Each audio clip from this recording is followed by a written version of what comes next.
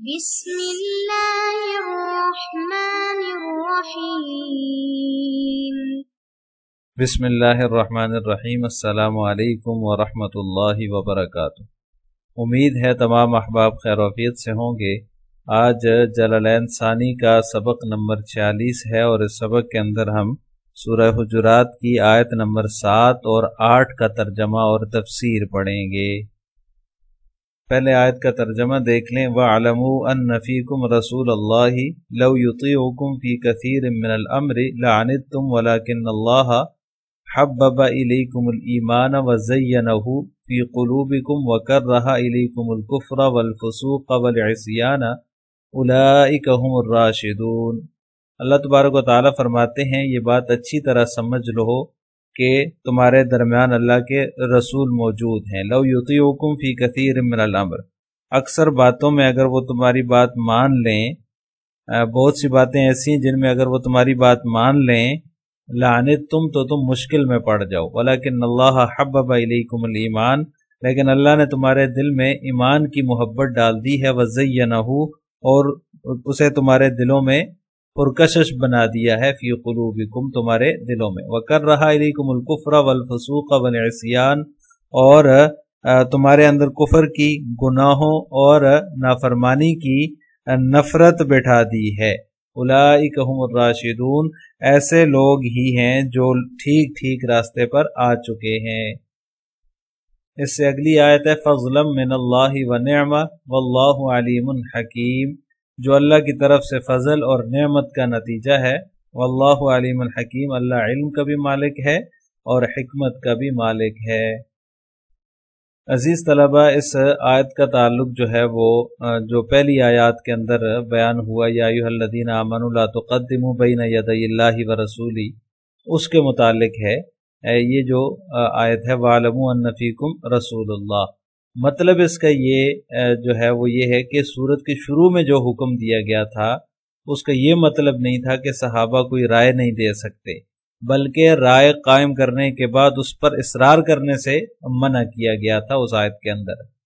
اب یہ جو آیت ہے وَاعْلَمُوا أَنَّ فِيكُمْ، اس آیت سے یہ اجازت دی جا رہی ہے کہ مناسب موقع پر رائے دینے میں کوئی حرج نہیں ہے، لیکن یہ بات ذہن میں رہنی چاہیے کہ آپ صلی اللہ علیہ وسلم کے لیے ضروری نہیں ہے کہ وہ آپ کی رائے پر عمل کریں، بلکہ مصلحت کے مطابق آپ فیصلہ فرمائیں گے، اور اگر وہ تمہاری رائے کے خلاف ہو تب بھی تمہیں اس پر راضی رہنا ہے، اور کیونکہ اس سے یہ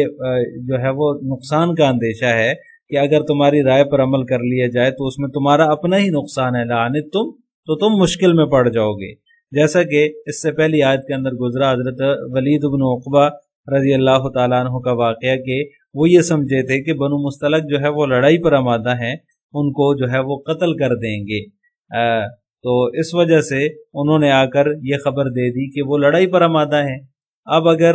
آپ صلی اللہ علیہ وسلم ان کی رائے پر عمل کر لیتے، اور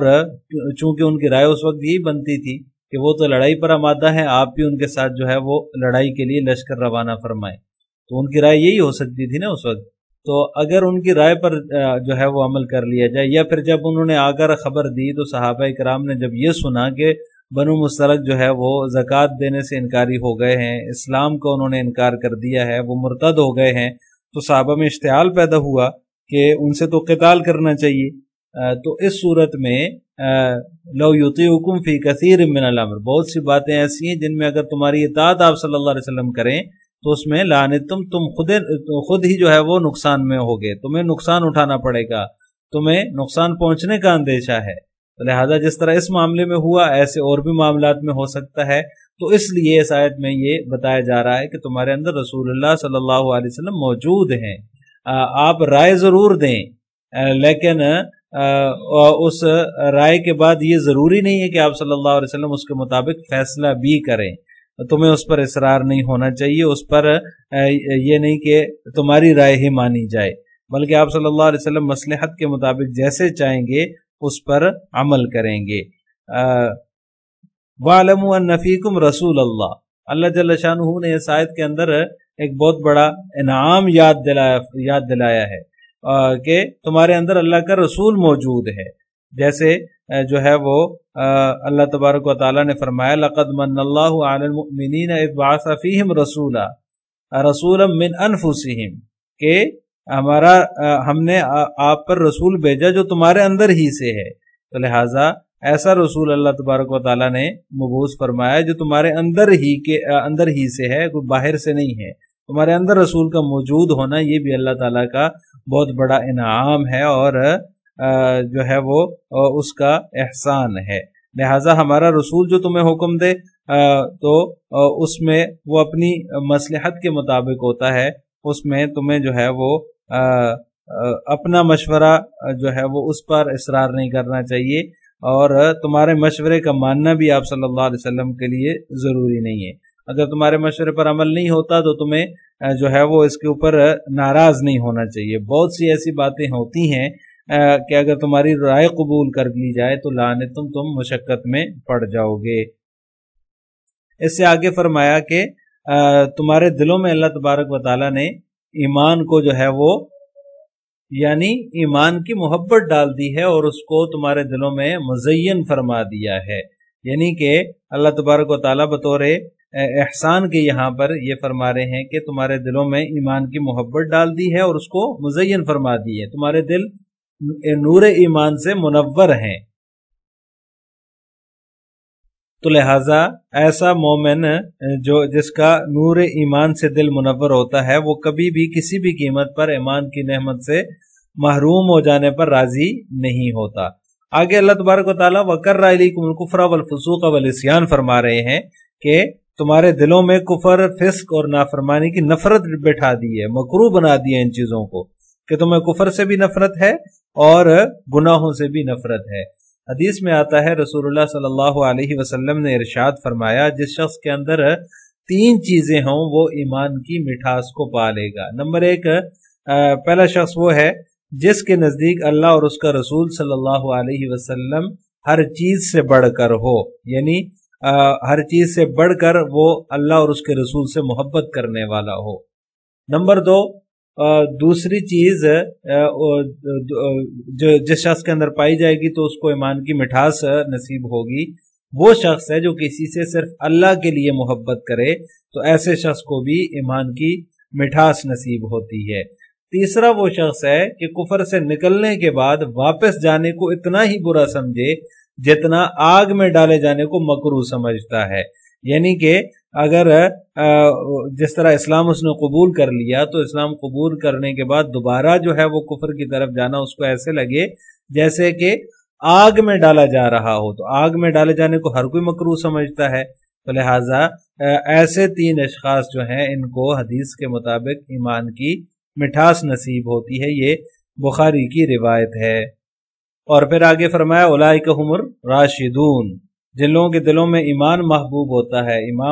ایمان مزین کر دیا جاتا ہے اور نافرمانی سے ان کو نفرت ہوتی ہے، تو یہ لوگ ہی ہدایت پر ہیں۔ اس کے اندر صحابہ کی فضیلت بیان کی جا رہی ہے۔ فضلا من اللہ ونعمہ واللہ علیم حکیم، اللہ تعالیٰ کی یہ بخششیں جو ہیں یہ فضل اور انعام کے طور پر ہیں، اللہ کے ذمہ کسی کا کوئی واجب نہیں ہے، وہ جسے جو بھی چاہتا ہے نعمت عطا فرماتا ہے، اس کا فضل ہی فضل ہے اور انعام ہی انعام ہے۔ واللہ علیم حکیم، اللہ تعالیٰ علیم بھی ہے، اسے سب ظاہر کا باطن کا علم ہے، اور حکیم بھی ہے، اپنی حکمت کے مطابق جسے چاہتا ہے انعام سے نوازتا ہے۔ اب اس کی جو ہے وہ تفسیر جلالین ملاحظہ ہو، وَاعْلَمُوا أَنَّ فِيكُمْ رَسُولَ اللَّهِ فَلَا تَقُولُوا الْبَاطِلَ فَإِنَّ اللَّهَ يُخْبِرُهُ بِالْحَالِ،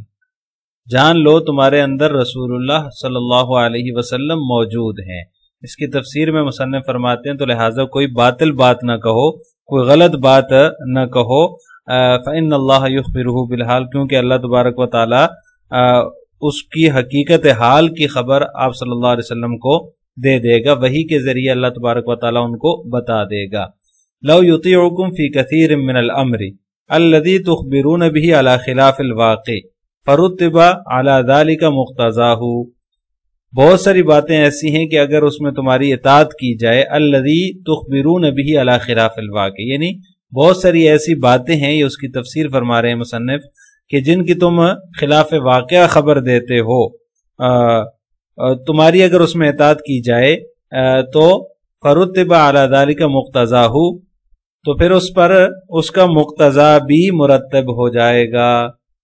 لعنتم لأثمتم دونہ، تو تم گناہگار ہوگے۔ لعنتم کی تفسیر بیان فرما رہے ہیں کہ تم گناہگار ہوگے، دونہ نہ کہ آپ صلی اللہ علیہ وسلم، یعنی دروغ گوئی اور غلط بیانی کی وجہ سے جو کچھ نتیجہ برآمد ہوگا اس کے ذمہ دار غلط بیانی کرنے والے ہی ہوں گے، نہ کہ آپ صلی اللہ علیہ وسلم۔ اس لیے کہ آپ صلی اللہ علیہ وسلم تو تم لوگوں کی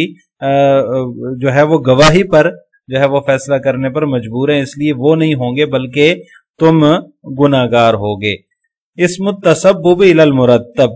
یعنی تم لوگ مرتب شدہ جو نتیجہ ہے اس کا ذریعہ اور سبب بننے کی وجہ سے گناہگار ہوگے، نہ کہ ارتکاب فعل کی وجہ سے۔ اس کا یہ مطلب ہے، یعنی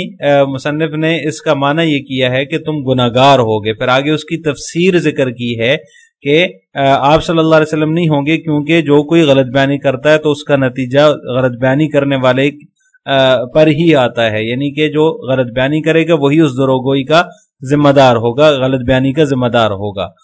اسم التسبب الی المرتب، اور تمہیں بھی جو ہے وہ ارتکاب فعل کی وجہ سے نہیں ہوگا بلکہ اس گناہ کا سبب بننے کی وجہ سے جو ہے وہ نتیجہ مرتب ہوگا اور اس کا تمہیں گناہ ملے گا۔ وَلَكِنَّ اللَّهَ حَبَّبَ إِلَيْكُمُ الْإِيمَانَ وَزَيَّنَهُ، لیکن اللہ تبارک و تعالیٰ نے تمہارے دلوں میں ایمان کو محبوب بنا دیا اور اس کو مزین کر دیا۔ حسنہ، یہ زینہ کا معنی بیان کر دیا کہ اس کو مزین و بنا دیا، اس کو خوبصورت بنا دیا، فی قلوبکم، تمہارے دلوں میں۔ وَكَرَّهَ إِلَيْكُمُ الْكُفْرَ وَالْفُسُوقَ وَالْعِصْيَانَ، اور تمہیں جو ہے وہ تمہارے دلوں میں جو ہے وہ کفر، فسق اور عصیان کی نفرت ڈال دی یا اس کو مکروہ بنا دیا۔ استدراکم من حیث المعنی دون اللفظ، اس عبارت سے مصنف رحمہ اللہ تعالی ایک اشکال کا جواب دے رہے ہیں۔ اشکال یہ ہوتا ہے کہ لاکنہ جو ہے وہ استدراک کے لیے آتا ہے، یعنی یہ جو وَلَكِنَّ اللَّهَ حَبَّبَ إِلَيْكُمُ الْإِيمَانَ کے اندر لاکنہ ہے، اس پر ایک اشکال ہوتا ہے کہ لاکنہ چونکہ استدراک کے لیے آتا ہے تو استدراک کے لیے ضروری ہے کہ ما بعد جو ہے وہ ما قبل کا نفیاً اور اثباتاً مخالف ہو، یعنی اس کا ما بعد جو ہے وہ ما قبل کے لیے مخالف ہو، لیکن یہاں ایسا نہیں ہے، لہٰذا یہ استدراک درست نہیں ہے۔ تو اس کا جواب مصنف یہ دے رہے ہیں کہ لاکنہ کا جو ما بعد ہے وہ ما قبل سے اگرچہ نفیاً اثباتاً اور لفظاً الگ نہیں ہے، متغیر نہیں ہے، اس کی نفی نہیں ہو رہی، لیکن معنن جو ہے وہ متغیر ہے، اس کے معنی کے اندر ما قبل کی نفی پائی جا رہی ہے، لہٰذا استدراک درست ہوگا۔ معنوی اختلاف یہ ہے کہ لأن من حبب الیہ الایمان الی آخرہ صفته غایرت صفتہ صفت من تقدم ذکرہ، یعنی یہ جو مصنف رحمہ اللہ یہ فرما رہے ہیں کہ یہ جو ما قبل کے اندر معنوی اختلاف پایا جا رہا ہے، ما بعد کا ما قبل سے معنوی اختلاف پایا جا رہا ہے، تو وہ من حبب الیہ الایمان کی صفت ان لوگوں سے مختلف ہے جن کا ذکر پہلے گزر چکا ہے، لہٰذا اس طریقے سے مستدرک اور مستدرک منہ جو ہے وہ مختلف ہو جائیں گے، لہٰذا استدراک بھی درست ہو جائے گا، یعنی کہ من حبب الیہ الایمان جن کی صفت ہے وہ ان لوگوں سے مختلف ہیں جن کا اس سے پہلے ذکر گزر چکا ہے، تو لہٰذا استدراک بھی درست ہوگا۔ اولئک هم الراشدون، اولئک هم فیہ التفات عن الخطاب، مصنف رحمہ اللہ فرماتے ہیں کہ اس کے اندر جو ہے وہ غائب سے خطاب کی طرف التفات ہو رہا ہے، اولئک هم الراشدون، بلکہ خطاب سے غیبوبت کی طرف التفات ہے، فیہ التفات عن الخطاب۔ پہلے الیکم الیکم مخاطب کے صیغے آ رہے تھے، مخاطب کی ضمیریں تھی، یہاں پر ہم کی ضمیر لے کر آئے اللہ تعالیٰ، تو اس سے جو ہے وہ خطاب ہے، خطاب سے غیبوبت کی طرف التفات ہے، یہی لوگ جو ہیں وہ رائے ہدایت پر ہیں۔ الثابتون علی دینہم، یہ راشدون کا معنی بیان فرما دیا کہ وہ دین پر جو ہے وہ ثابت قدم ہے۔ فضلا من اللہ مصدر منصوب بفعلہ المقدر، یہ فضلا من اللہ کی ترکیب بیان فرما رہے ہیں کہ یہ ترکیب میں مفعول مطلق بن رہا ہے، جس کی وجہ سے یہ فضلا جو ہے وہ منصوب ہے، تو اس کا فعل ہوگا ای افضل، افضل فضلا، یہ مفعول مطلق ہونے کی وجہ سے منصوب ہے۔ وَنِعْمَةً مِّنْهُ، اور یہ اسی کی نعمت ہے، فضل ہے اور احسان ہے۔ وَاللَّهُ عَلِيمٌ بِهِمْ، وہ ان کے حالات سے، یعنی اللہ ان کے حالات سے واقف ہے۔ حکیم، اور فی انعامہ علیہم، ان پر انعام فرمانے کے بارے میں حکمت والا ہے، با حکمت ہے۔ آخر میں آپ حضرات سے دو سوال ہیں۔ نمبر 1، وَاعْلَمُوا أَنَّ فِيكُمْ رسول اللہ کی مختصر تفسیر ذکر کریں۔ نمبر 2، ایمان کے مزین ہونے کا کیا مطلب ہے؟ ان دونوں سوالوں کا جواب آپ نے کمنٹ باکس میں دینا ہے۔ السلام علیکم ورحمۃ اللہ وبرکاتہ۔